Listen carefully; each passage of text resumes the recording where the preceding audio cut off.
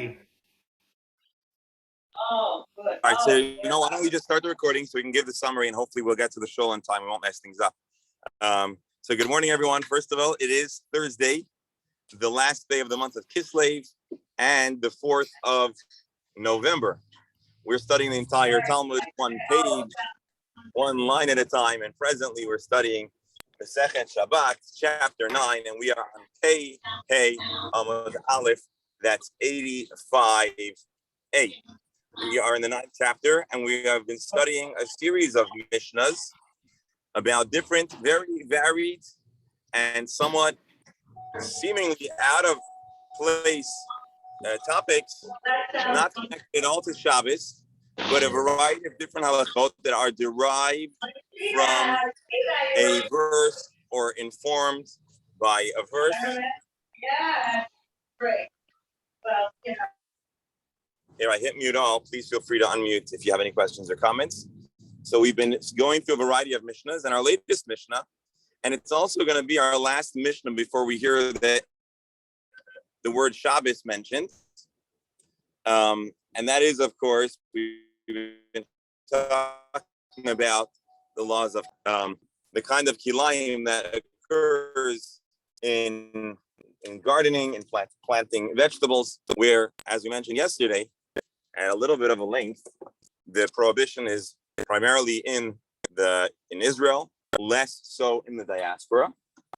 And there's concern that there should not be the appearance and that there should be certain adherence to the halachas that minimize the mingling, the combined growth of different kinds of vegetables. And so there are a variety of interesting halachot that are there to dictate how the vegetation can be grown in relatively close proximity, but so as not to have the appearance of growing together and to avoid those concerns. And so what our Mishnah spoke about, and we've been talking about this for the last 3 days, is how you might grow a series of different kinds of plants, 5 in total, in a single garden patch with the dimensions of 6 tvachim by 6 tvachim, which, as Mark pointed out, we're talking about approximately 1.5 feet by 1.5 feet. It's not too big, but not too small. It's a nice little space where you might grow some vegetables, kind of what you might imagine a private garden or a private little vegetable patch, or a person that has limited space. And so the Gemara started off with discussing how those arrangements might be. Then yesterday we asked the question: is the garden patch in isolation, or is it growing among other garden patches? And so we had the opinions of Rav and Shmuel. Rav saying that it has to be in isolation, if I'm not mistaken. Again, I don't have the text in front of me. And Shmuel says no, it could even be in company with other types of vegetation. And how that works? Well, we had a series of questions about the corners, and ultimately what's clear is that you could stagger the different garden patches in a manner that allows them not to be in super close proximity. We also came in touch with another important teaching, which is that if the two lines are running parallel to one another, so then although the roots are separate, the leaves can end up growing up and being a problem if they're less than 3 tvachim. However, if their lines are not aligned, as Rashi explains, you'll plant in one garden patch on the east and another to the west. Or perhaps if we're visualizing it, if you have 2 gardens, one on top of the other, you might put the planting on one side on the left, the other side on the right, although they may be relatively close. And this was Mark's question yesterday. Ultimately, if they're not across from one another, it's more clear that they are apart. Today's Gemara, we're going to touch upon 2 additional discussions about gardens and how to maintain or different opinions. It is somewhat complex, and therefore I'd rather share it with you once we've arrived inside. So I want to now give you an additional introduction, an additional update, and I believe it's what we might consider good news. Why is that good news? Because today we're going to start the next Mishnah.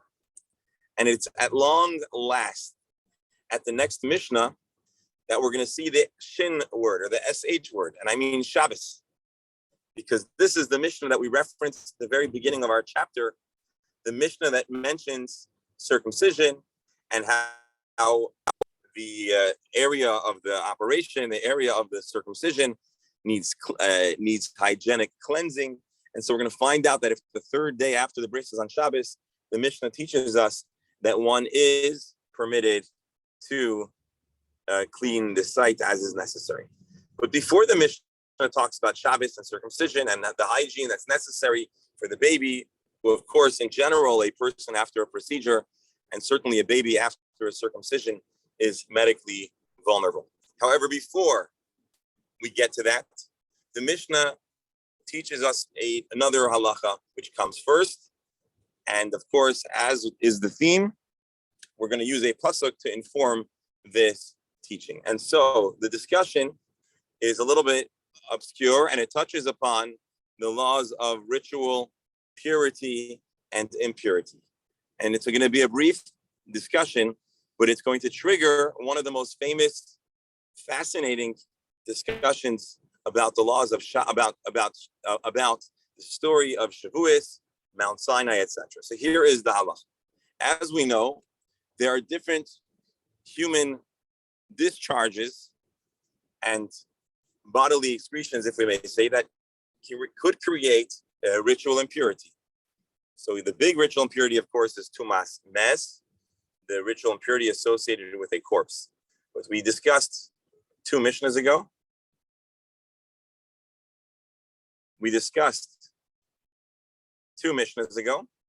That a person that is a nida, a person that is going through menstruation, or a male that has certain types of discharges can be ritually impure.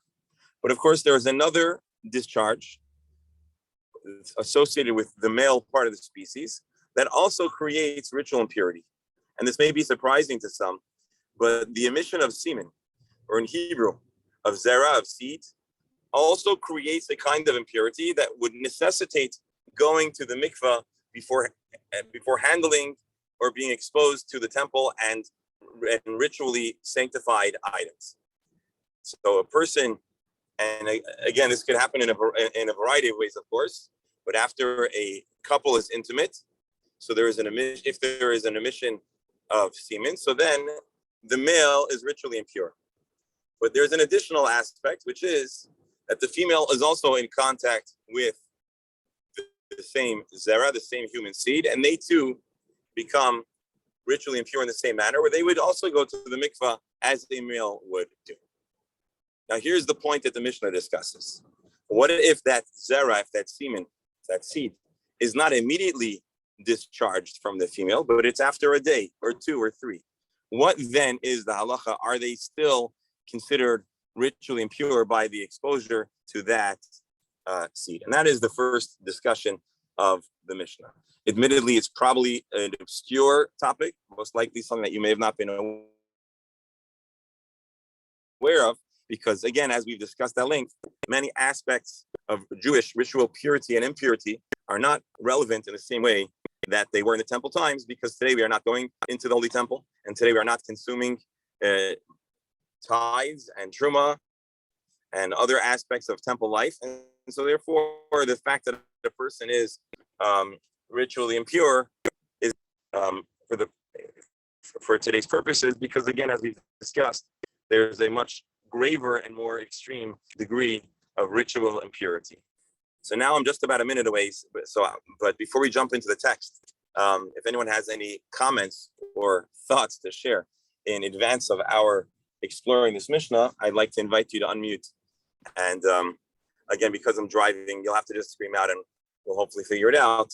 Who's any thoughts or comments before we jump into the Mishnah and see the text inside? So we can't see you, Rabbi, right? Correct. You can't see me. Well, we can But hear you'll you. see me.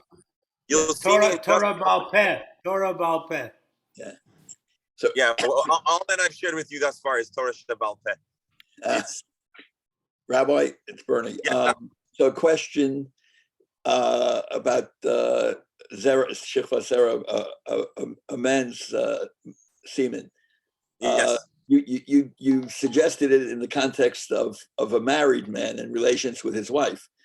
What Yes. about a non-married? Let's go to an adolescent who has such a secretion. whether Yes. knowingly or wittingly or unknowingly or unwittingly. So that included in these issues. Okay. So the discussion, it's a good question, and actually I know you brought up once, and I don't think we properly responded at the time. So there are two separate matters that we're discussing here. One is a ritual impurity associated with a seminal emission, and that has nothing to do with if that emission is in an ideal circumstance, which from a Jewish perspective, and we'll get to the second point, which is an important one. But from the Jewish perspective, ideally, the ideal circumstances of a seminal emission is in the context of marriage. But as far as impurity and ritual impurity is concerned, of course, that would be the same, regardless of the circumstances that led to that emission. Now, there is a second question, which is, and I want to be careful over here. But the second question is regarding the appropriateness of such an emission, not in the context of marriage. And of course, in Jewish law, as we said, not only would such an emission be ideally in marriage, but one is discouraged from an emission that is just saying that is not in the context of marriage. However, the Torah was not given to angels, and I know this is where you're getting at, and so there's sometimes a complicated emotional concern for especially people in their adolescence that are discovering different bodily functions and capacities. And many times children who are taught that they should be mindful of this part of the human biology, and they're discouraged from emissions not in the context of marriage, and for a young adolescent, that's just about not at all. And so there could be angst associated with it, and I believe, Doctor, that's what you're referring to. And so I think that so what I believe is the case is that the Torah urges a person to be mindful of a balance between the fact that they are human and the fact that there are ideals. And so a person should be taught the ideal, but they shouldn't be made to be so petrified or obsessed about such a concern to the point where it could, God forbid, cause emotional or other kinds of harm. Rabbi, Let me finish. Hold on. I have the opportunity now just to jump onto the computer, so I want to continue this conversation face to face. So just bear with me another moment. Almost there, and I want to thank you all for your indulgence as we have Torah Sheba'al Peh. This account is being recorded. Got it. Hold on. I just need to now make myself the host, the other me. Make host.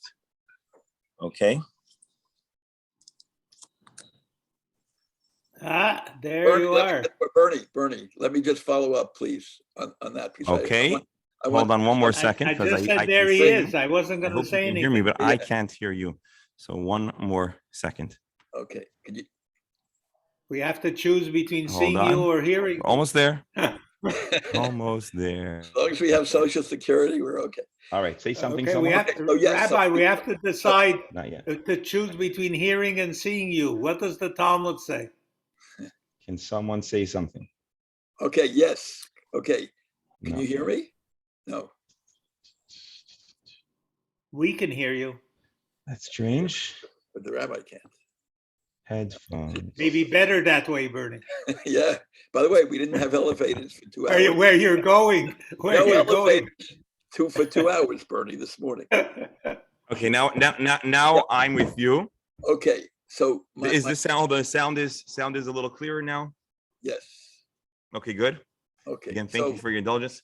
All right. So back to our topic, Doctor. Go ahead. Yes, so I understand your answer and your clarification. Okay, but now I get to part B of that, okay, which has to do with kavana.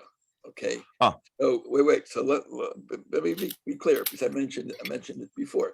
So Yes. what you're talking about in layman secular terms is called masturbation. Okay. Correct. So we understand that, touching and that. Okay, but now I'm talking about the next stage of what on the street they call wet dreams, where somebody doesn't intentionally do anything, but maybe wakes up in the morning, whether an adolescent or a married man or an unmarried man, Basically, any human being. okay, and there's semen Okay. has been emitted. Yes. So is that what's So the as far story as there? ritual, good. So as Yeah. far as ritual impurity is concerned, they are subject to the same ritual impurity as if it was intentional, as if it was in the context of marriage or not in the context of marriage. So that is the same. And then as far as the other topic of it being discouraged, well, something that's entirely out of one's control is out of one's control.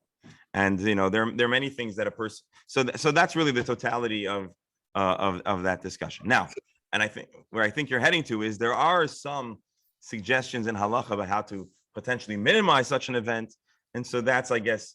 But ultimately, if it occurs in an unwitting circumstance, which is, I think, scientifically probable, so then there is impurity because there's always ritual impurity, and there isn't the guilt, if you will, associated with it. Now, where is this a problem? So the Mishnah talks about a Kohen or a Levi who was in the temple, and they had such an emission. So obviously, if the Mishnah anticipates this even in a time where it's, and so then they would actually leave the temple at a convenient time, at a discrete time, once they experience or are aware of this ritual impurity. Doctor, I'm going to give you the last question, the last comment so here. The last question is, I understand and accept everything you said, but one little twist is it true? Supposedly a Balkari is puzzle liedus. So would you consider it? I don't know if that's an accurate. I am not familiar with that statement. I don't believe that is. I'm Okay. fairly confident that is not the case. No. I hope it's interesting. Okay, just as an aside, where did I get that statement from? I got that statement in a high school, all boys school called MTA. Okay, from the teacher. Okay, who maybe had his own idea in mind, but that topic came up, and he said, I remember that sentence clearly because it was. I said, you at that time I was a bit younger. I said, so you can't be a witness in any. And he said, that's right. So there may be a text that says that a person that chronically engages. But first of all, how would the Beis Din know? You know what I'm saying? Like, this is not exactly something that's goes on your right. passport. Right. So or on your CV. Right. So I'm not aware of that teaching, and that does not have the ring of truth. Okay, there are other behaviors that are disqualifying for testimony, but I don't believe that is one of them. Right. Rebero, you're muted. We love to hear your voice. And I'm sorry I didn't give you a chance to do it off the record. No, the off the record was, do we have a choice between seeing you and hearing you? What would the Talmud say? But we're not going there. Rabbi, as to the impurity, in the times of the Rambam, the shaila was that person should not get an aliyah. And yes. I don't know if that holds today, but the Rambam ruled that this was ridiculous questions, just not to go there. So I'll tell you what you're referring to, and then we're going to get to back to our Gemara now that I'm in studio, if you will. And the question, halacha is a person, there was a few questions. Is a person permitted to study Torah while they are a Balkari? And yes, the phrase that the doctor used, Balkari, is, and it's introduced very early on, by the way, to Hebrew day school students, because if you study Meseches Brachos, so there's a reference to a Balkari. Right. So that's exactly. Yes, Meseches. So, and I think we might have even discussed this, but a person that is a Balkari at a certain point in time was discouraged from studying Torah, saying Shema, or praying until they went to the mikvah. That is true. The question, and that's referred to as Takanas Ezra. Ezra, the scribe, who led the second wave of Jewish renewal, and I mean the renewal that happens in the Second Temple, the beginning of the Second Temple era. So there he makes the takana that would restrict, one would need to go to the mikvah before engaging in Torah and prayer. However, and we studied this Gemara together, this was not a takana that ends up catching on. And so from the strictest halachic sense, today, for example, a person may study Torah even if they are a Balkari. A person may pray. A person probably should avoid getting an aliyah if they can before going to the mikvah. And this is actually one of the reasons for those that do go to the mikvah. There's two reasons why a man would go to the mikvah. One is if they want to be extra machmir, if you will, they want to be mindful of this takanas Ezra. So before they study Torah or pray, they want to go to the mikvah if they are a balkari. And again, balkari doesn't get into the origin of the balkari. It just is the fact. And so that's one reason why people go to the mikvah. Another reason why people go to the mikvah is because it's also a booster of kedusha, of sanctity. And so that's why some people go to the mikvah every day. And I think there are those that wish to laugh at those who go to mikvah every day and say, oh, you're really very busy or something else. But that's not true. The Hasidic reason why Jews that follow the Baal Shem Tov and follow other Hasidic movements go frequently to the mikvah is associated with an additional tahara, additional kind of sanctity that is called forth, if you will, by going to the mikvah. And so those that are mindful of spiritual growth may incorporate mikvah into their lifestyle. And of course, Chabad is one of the groups that does encourage, when possible, going to the mikvah more frequently than Erev Yom Kippur. But the different times and different places, there was different opportunities for frequent mikvah going. And I will say, without pointing any names, we have somebody on our group that I believe endeavors to go to the largest mikvah in the world almost every day. And we're proud. We're proud of his daily exercise. But you didn't realize this, but you're also dunking in a mikvah, so you probably have a name that makes you sound like a Chabadnik. And interesting, they say for the Balkari, the 9 kavim is supposed to be yes. Which So anyways, I'll tell you what, when I became a rabbi, I didn't anticipate that we would necessarily have a whole shiur while driving on the subject, but it's an important part of Jewish law and Jewish thought, and it comes up, and it's going to come up in a moment. And so can you see the screen? Yes. Yeah. All right, so we're going to start learning the Gemara. I want to give you a little teaser. For those that weren't there, we had a wonderful first installment of our course, Outsmarting Anti-Semitism. I'm a little biased because I was the presenter, but I believe the folks that attended found it informative and interesting. And in ways, there were some things that were unexpected. And I would like to offer a special invitation to the folks of this Gemara shiur. If you're interested in joining us for the next 3 lessons, you're more than welcome to do so. Please reach out to me privately, and I will even send you a recording of the first class. There's no pressure. We'll still be friends if you don't come, but I'd like to offer you a special invitation. If you'd like to join, I'd be more than happy to add you on. And this is a special offer for the people of the Gemara shiur. So that is that. All right, let's get into the Gemara. So I want to do the next 3 paragraphs, which are about the gardens, very fast. I want to go through it fast. I want to get the general gist. It's complicated and it's complex, but I want to get to the good, juicy stuff of the next mission. I'm not talking about the Balkari. I'm talking about the story of Matan Torah, which is its primary place where we talk about the details of Matan Torah is in our very next Gemara. And I want to get to it. And so let's go. Amar Ula Bo b'Marava. Ula shared a question that was asked in Israel. What is the question? We shared this yesterday, and there are a variety of interpretations. But the interpretation that I understand is you have a garden patch, and then running down the middle, you have a ditch, and in the ditch, there are plants. Mahu, is this a problem or not? Is this considered separate and apart from the other stuff growing in the garden? Or is this considered a classic case of commingling of different species of vegetation? Amar Rav Sheshes says, Ba irvuv ubitel es ashura. Because this furrow, because this line through the garden is growing, it undoes the shura. It is now no longer a permissible arrangement. Rav Asi Omer ein iruv mevatel es ashura. Rav Asi says no. Although it's running through your garden, because it's in its own furrow, it does not mess up the arrangement of the garden. I want to do this fast. Ravina challenges Rav Ashi, who says that it's acceptable to have this other row of plants growing through a garden patch. What's his challenge? He quotes a brisa. If a person plants 2 rows of cucumbers, 2 rows of gourds, and then 2 rows of Egyptian beans, mutar, this is permissible. Why? Because we're talking about a big field, and you grow a long line, and each line is distinct and separate. Mutar Rashi. 2 rows, that becomes like its own field. And now it's clear that all that see,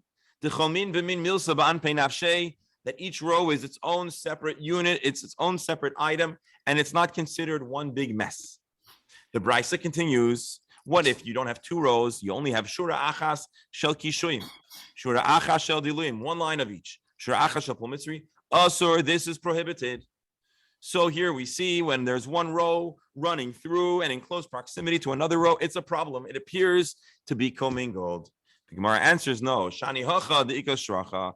There's a difference between a field and a garden patch.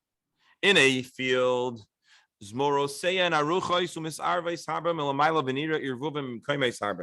a field, they grow very large, they grow very big, and it becomes unruly.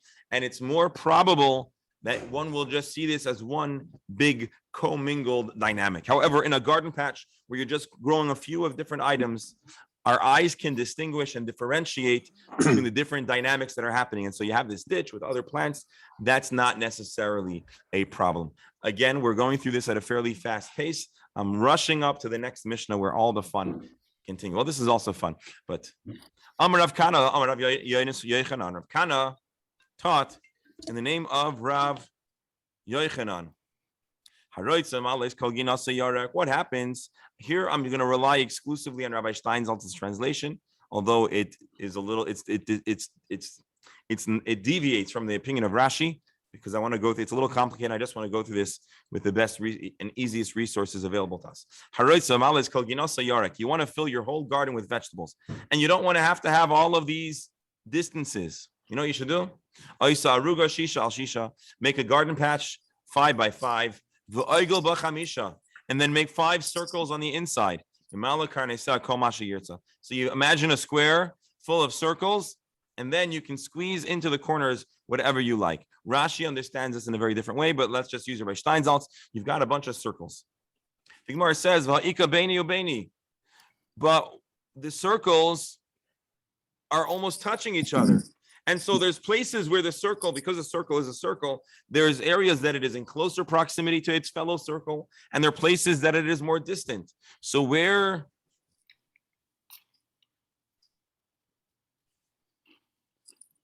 So Amridir of Yanai, so we're talking about where there is a little space between the circles. Rav Ashi Amar, Imhayu, Zeruin, Shesi, Zayrin Erev, Shesi. Another way to deal with different plants in a relatively close proximity is to grow them in different directions. As we know, plants have a certain direction of how you plant it, and it's a different position. And that's another way to keep the plants from being commingled and visibly connected. Ravina challenges Ravashi. Don't you need to have 6 tfachim between one vegetable type and another? And that way you can see the part. We have a brisa that says that you really need to grow plants in a square, not in a circle. The answer is the reason why another brisa proposes growing your vegetables in a square is for another advantage, and that is because sometimes you have a triangular protrusion, another growth coming into your field, and if you do it with squares, it is more doable. I know I went through that fast. I didn't do justice to the Gemara, but here we are at long last. Yes, Beryl. Before you take off, just a question. If you have this shaila, but the plants might be touching, that would be on the edges. Would that affect the plant in the middle, which is not touched by any other plant? Repeat it again. I'm sorry. I was distracted. What is the problem? Is commingling. So yes. You have a square, and the plants on the border around the frame, they're in danger of commingling. But a plant in the middle of the square is by itself. Is that still okay? I'm not sure. I've intentionally. I'll tell you why I'm not sure, because there are so many different ways to understand the Gemara. There's one way that says that you have a bunch of patches and it's one big circle. There are others that say we're talking about a series of squares. So I didn't want to I didn't want to I neglect. was just wondering, would the person have to throw everything out, from a practical point of view? But we don't have to spend too much time on it. Hang on.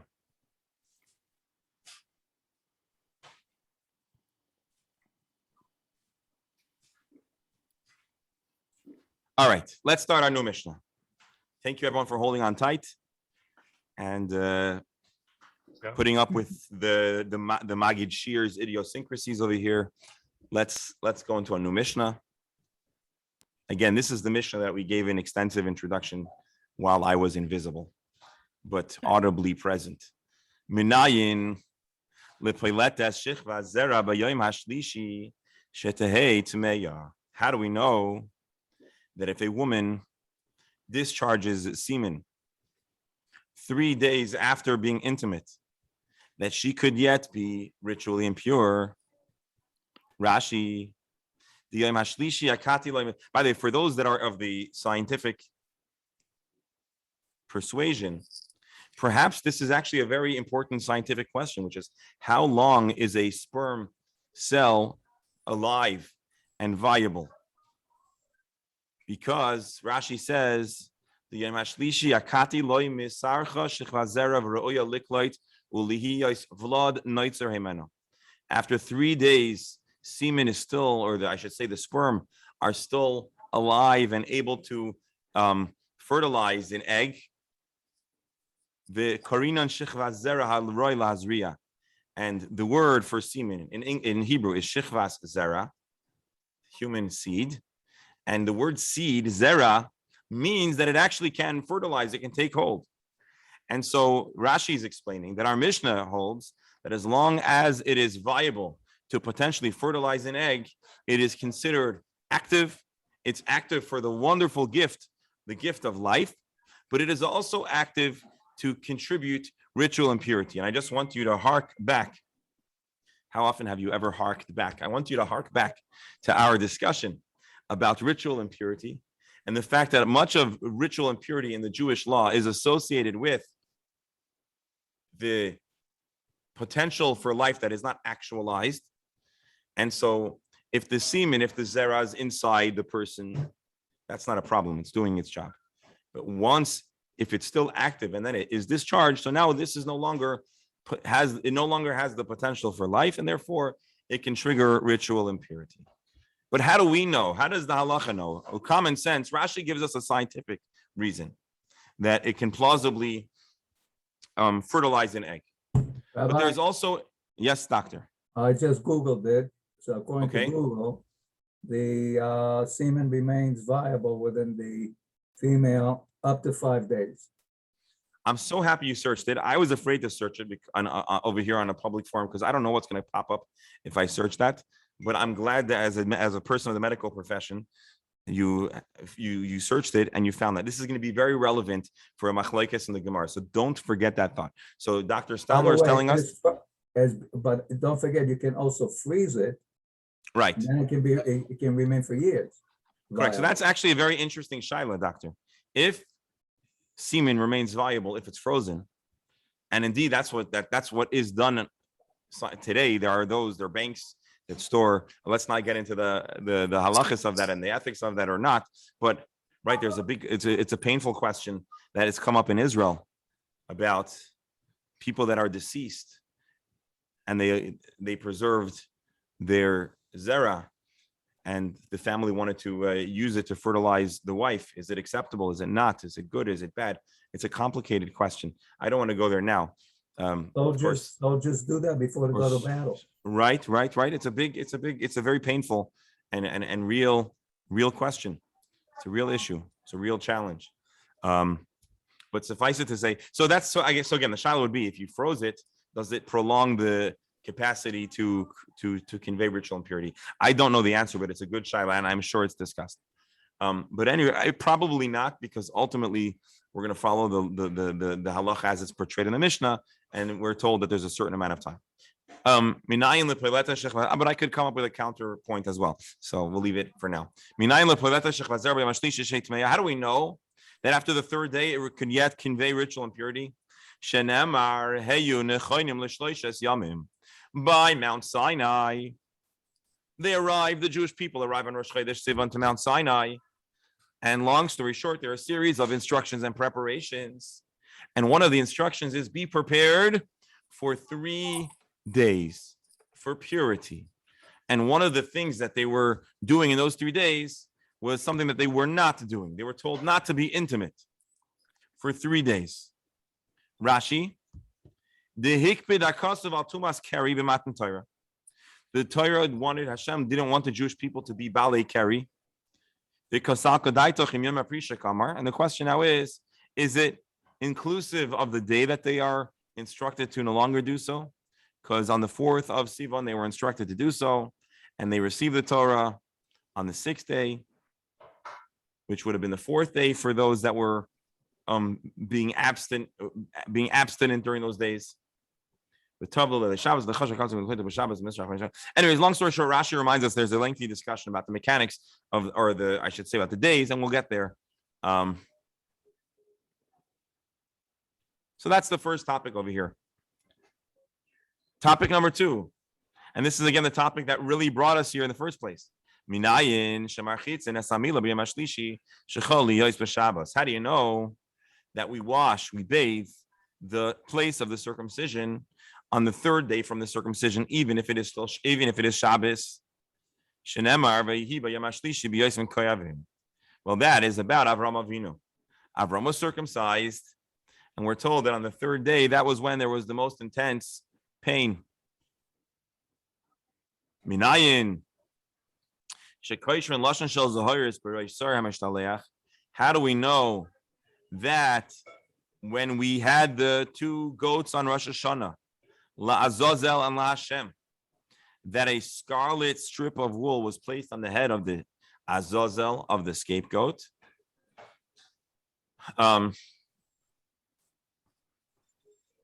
Shenamar, Imiyu chato'echem kashonim keshela yalbino. It is stated, if your sins are like shonim, like scarlet, keshela yalbino, they'll become whitened like snow. This is a pasuk in Yeshaya. Your sins are like scarlet, they'll be white like snow. Red is typically, for some reason, associated with sin, with the taint of sin, and white is for some reason associated with the purity of the removal of sin and atonement. And so Yeshaya is saying, metaphorically, your sins will be forgiven for, like, if you could manage to take a piece of material that was dyed scarlet and turned it white. And so from here we know that the animal that was brought as an offering on Yom Kippur had this scarlet strand, and actually it's brought, and we'll discuss this more when we get to Maseches Yuma, how the ritual was done, and a miracle that occasionally maybe that color would change as an indication of atonement. Furthermore, the Mishnah says, how do we know that smearing oil or cream or other types of ointment or anointments, I should say, how do we know that that is a problem on Rosh Yom Kippur, like drinking? So here the Mishnah says something interesting. There's no absolute proof from the pasuk. There is an allusion when it says "Vatavai kamayim b'kirboy uchashemen ba'atzmoisav." We say in Tehillim. Here is the pasuk. Vayilbash klala kimadoi. May he be clothed in a curse like madoi, like a garment. Vatavai kamayim b'kirboy. May it enter his body like water. Uchashemen ba'atzmoisav. So we have it'll enter like oil in his bones. We have here a pasuk that associates water being internalized to oil being on one's person. And so just to remind everyone, and the Gemara will discuss this, ultimately the Torah says that a person should cause themselves discomfort, inoi, and inoi encompasses all of the prohibited activities of Yom Kippur, but it doesn't explicitly say in the Torah that you're not allowed to shmir. So where do we get in halacha that one is not allowed to be anointed or smeared by this stuff? And so we have a pasuk that associates the two activities, drinking and eating, with one another. And here, if just so you could see, excuse me, in the Rambam, asur lasuch mixas gufay kechol gufay. One may not smear, anoint, put stuff on their person, whether their whole body or even a part of their body. Whether they're smearing on this oil or creams in a way that derives pleasure, or whether it is not for the sake of comfort and pleasure. But if a person was sick, even though he's not in absolute mortal danger, or he has certain wounds on his head, then one is permitted to smear to bring relief to those discomforts. That is that.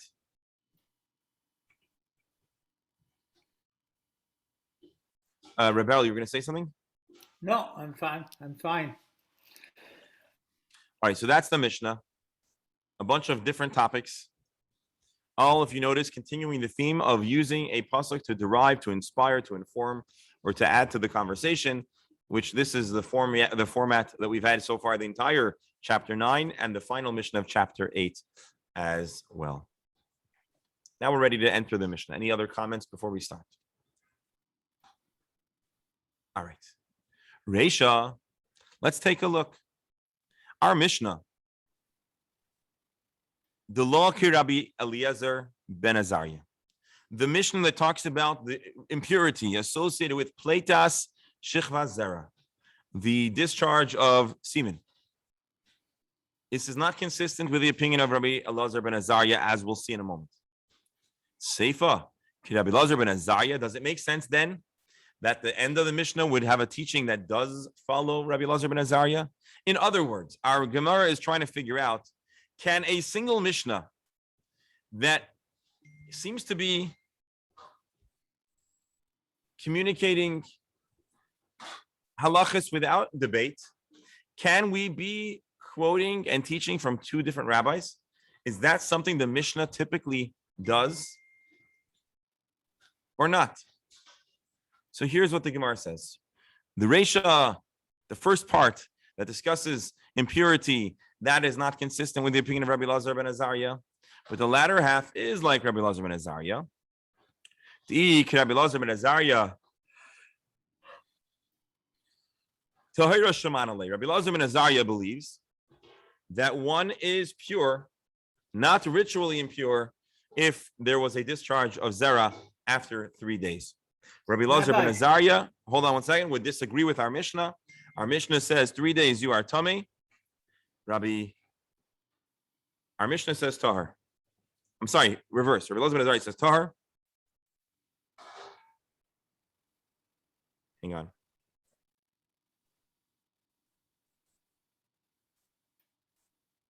So, Rabbi, yes, Rabbi. why wouldn't they just quote what he said? Is this That's a normal exactly way? that's exactly what the Gemara is saying. It is not uncommon for a Mishnah that wants to teach a halacha to write without the name. It's not always with a name. Usually names are introduced, not always, but many times a name is introduced when there is a debate within the Mishnah. Our Mishnah here is giving the opinion of Rabbi Eliezer ben Azariah, but it's pretty much taking a strong halachic stance by stating the Mishnah without a name. No, Our but question, why wouldn't however, they is just say exactly what he said? Somewhere it must be existing. What exactly did he say? We're arguing about what he said without quoting what he said. we are not arguing about what he said. Understanding. You're not understanding. We are not arguing about what he said. We have an anonymous Mishnah. Our question is, does it make sense for the Mishnah to endorse one opinion in one segment, one rabbi in one segment, and in the same breath to quote in another matter of halacha, a dissenting rabbi? Is that the format of the Mishnah or not? And as we're going to find out, there are different philosophies about how the structure of Mishnahs are. Hang on. Eliezer ben Azariah was a Tana, so he was as authoritative as the anonymous Mishnah because he was. Rabbi Elazar ben Azariah was a sage of the Mishnah, Right. but the question is what Rabbi Yehuda in the collection of his works, what position he was taking, if you will. And on occasion, when the Mishnah takes a certain position, that does have a certain strength for halachic matters. But right now, let's not get into the weeds. The question simply is, is it common for a Mishnah to present two different opinions in the same breath? It is common for a statement to be taught anonymously, even though we could do the research and find out who is the Baal HaMemra, who the author is. What we're not sure about is it common for two different rabbis, two different opinions to be quoted in the same Mishnah? If you'll take a look a little, hold on, Rebel. If you take a look and you let me read the Gemara, you'll see what exactly the question is. Then please, after we read the text of the Gemara, if the question remains, and I might, please re-share it. But I want to first see, sometimes the Gemara itself might answer our biggest questions. Can I ask a general question? Rabbi Yehuda Nasi, he collated the Mishnah, he put the Mishnah together. Correct. Did he have editorial powers where he put in and left out whatever he wanted? Absolutely. How did that work exactly? Absolutely. The work of the Mishnah was a work of preserving oral tradition that went for 1,000 years, almost 1,000 years. However, when there were varying divergent opinions, Rabbi Yehuda Nasi and his team had certain editorial rights. Now, you might ask who gave them the editorial rights. I'm not sure if they took the editorial rights. They were the ones that were doing this great work. So they had, as editors, they had editorial rights. Ultimately, as far as halacha is concerned, we give weight. Although there are other matters that we'll consider, we give weight to his determinations. But Rebel, let's see the text inside, and then we'll have more information for our discussion. Reisha the Rabbi Elazar ben Azariah, Sefer Rabbi Elazar ben Azariah. We have a Mishnah, which its first segment seems consistent with the opinion of Rabbi Elazar ben Azariah. And just to add, Rebel, we're not necessarily quoting Rabbi Elazar ben Azariah, but it's an opinion that is consistent with Rabbi Elazar ben Azariah's opinion. The Ikra Rabbi Elazar ben Azariah, because Rabbi Elazar ben Azariah is of the opinion, Tahira Shamanale, after 3 days. Oh, Rebel, we're going to miss you. You're not even going to hear the Gemara. Mandala Muki Kitanoi. So there are those who are of the belief that a single Mishnah should not have a contradiction with itself, meaning a single Mishnah is not going to embrace two conflicting authorities. So then they're going to have to amend our Mishnah, and they'll have to change it from saying Tameya to Tahira. So if you do not believe that a Mishnah could be conflicting, you'd go back to the Mishnah and you'd say, Minayin, how that works, we'll see soon. You'd say instead of Tameya, you'll say Tahira. You'll have to do that.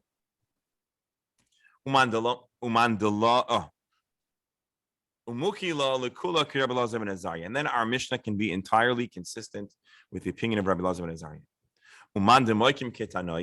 But if you are of the philosophy that a Mishnah is entirely possible and capable of reflecting the opinion of two different arguing sages, so then here's how you learn the Gemara. Reisha Rabbanan. The first segment of the Mishnah is the majority opinion, which is Tameya. The majority of the Chachamim disagree with Rabbi Elazar ben Azariah. V'seifa Rabbi Elazar ben Azariah, and yet the latter part of the Mishnah can quote Rabbi Elazar ben Azariah. Let's read some Rashis. Let's recap this Gemara, and let's see if Rebel wants to help us have more clarity. Rashi, the like Rabbi Elazar ben Azariah, the ilu lididei shamin alei. Rabbi Elazar ben Azariah is of the opinion letas b'yamashlishi tahira. He is of the opinion that one is tahar after 3 days of discharge. The Seifa diktani marchitzin esamila.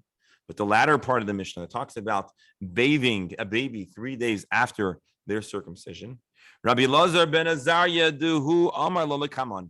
This is a hallmark teaching that's associated strongly with Rabbi Elazar ben Azariah. Now let's read carefully. Man delomoki ketanai. One who does not want a Mishnah to be to contain two teams. The dachik umuki masnisim betreitami. They are comfortable removing the Mishnah from its most literal reading to avoid a Mishnah containing two conflicting opinions. So then, so there are those in the Gemara who are so confident that a single Mishnah is not going to be contain two different conflicting authorities, to the point that they're compelled to read the Mishnah as a mistake, and they'd have to edit it. And if you do that, the Tani Ba Tahira, you would have to amend it to write that a person is Tahar if they discharge after 3 days. So again, there is an opinion in the Gemara who feels so strongly that you're not going to find a Mishnah that's going to be a compound of two different rabbis, two different conflicting opinions, to the point where they would be compelled to amend a Mishnah. There are others, however, that are more comfortable that the Mishnah should contain two different opinions than to try to edit the Mishnah itself. They would be more comfortable saying a Mishnah contains two different opinions. In our case, the Rabbanan and Rabbi Elazar ben Azariah, Milameimar, as opposed to saying Mishabeshtahi, making the Mishnah a mistake.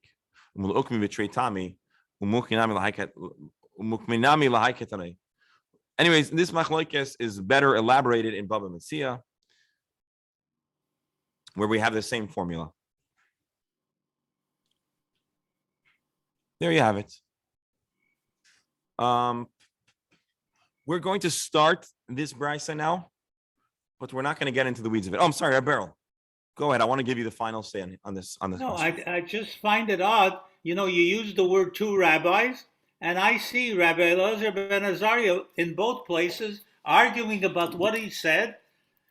Simpler, it should say, here he said this, there he said that. I saw. It's a machloikas between Rabbi Azariah with himself, the way I see it, unless I'm missing something. I'm sorry, I didn't understand. I'm sorry. Menachem, help me. We have a Mishnah. Go on your own. We have a Mishnah that's teaching us halachas. What halachas? Halachas that are related to verses in the Torah. Now, in the collection of these different teachings, Rabbi Yehuda Hanasi chose two different teachings or three different teachings that are reflective of his viewpoint of the halacha l'maisa. In doing so, he presents these teachings anonymously, which is something that he does. He's allowed to endorse and embrace a halachic position anonymously. That's something that he's able to do. Usually, if he's quoting two opinions, then we'll get the names of the authorities. But if halachically he's embracing one opinion, then, or for the purpose of this exercise, only one opinion is being presented, I should say. And again, the purpose of this exercise, these Mishnahs, are to give halachic teachings associated to Psukim. So he's quoting different subjects. The question is it possible that he would quote on different topics from different rabbis who are arguing on the matter or not? Rabbi, that's not my problem. Hold on, please don't cut me off. Let me finish my sentence. No, but I agree with you. I don't need the extra explanation. But what you need is the next sentence, which is that there are those who are absolutely comfortable with a Mishnah containing two different opinions, and there are those who are not. You are from those who are not comfortable. Not right? About that. It's not okay, about that at all. So explain the question again. I'm I'm misunderstanding. I'm sorry. Please My explain. problem is that we're arguing Rabbi Elazar ben Azariah with Rabbi Elazar ben Azariah, if I read the Hebrew correctly. No, we're not. No, we're not. On the contrary. Show me a second rabbi anywhere in the Mishnah or in the Gemara. We don't have any names. The Gemara is telling us. Elazar ben Azariah all over the place. And the Rabbanan, which were all of his buddies against him, or most of his buddies against him. The Rabbanan is the dominant the opinion of the plurality, if not the majority, of the other Chachamim in Rabbi Elazar ben Azariah's age. And so, the first part of the Mishnah takes a position that is counter to Rabbi Elazar ben Azariah's opinion. So we want to know, would we do that? Let me just interject one point. Rebel, if you look at the last line of the paragraph we have up, it says Reisha Rabbanan v'Seifa the Rabbi Elazar. So they have Right. the beginning, they say it's according to the rabbis. Sorry, just 1 second. So And So- the end is according, so you have the two, the juxtaposition positions over here.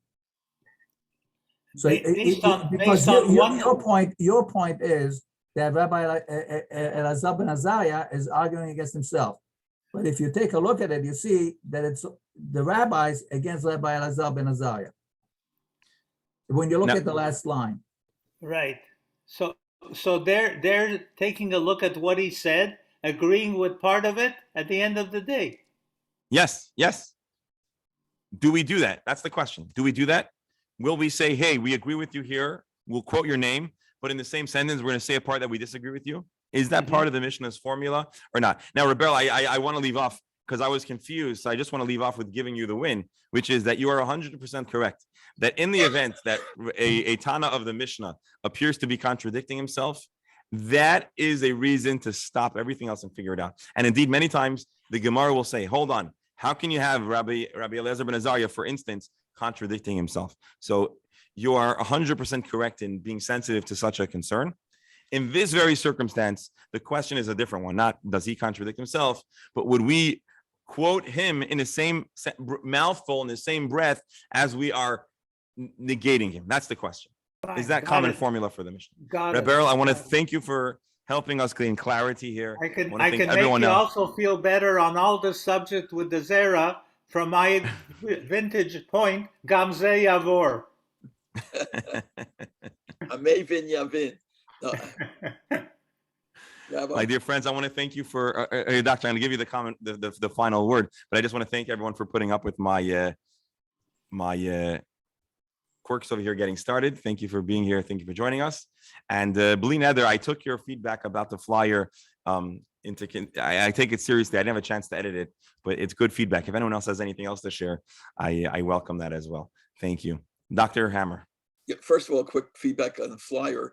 The one with the page on the Gemara, I think it would be more effective and inviting if you took one with English alongside the Hebrew. So when someone looked at it, Thank you. they would Good. not think that they have to be fluent just in having learned Gemara before. So that I think maybe a picture of the Okay. Steinfeld side by side.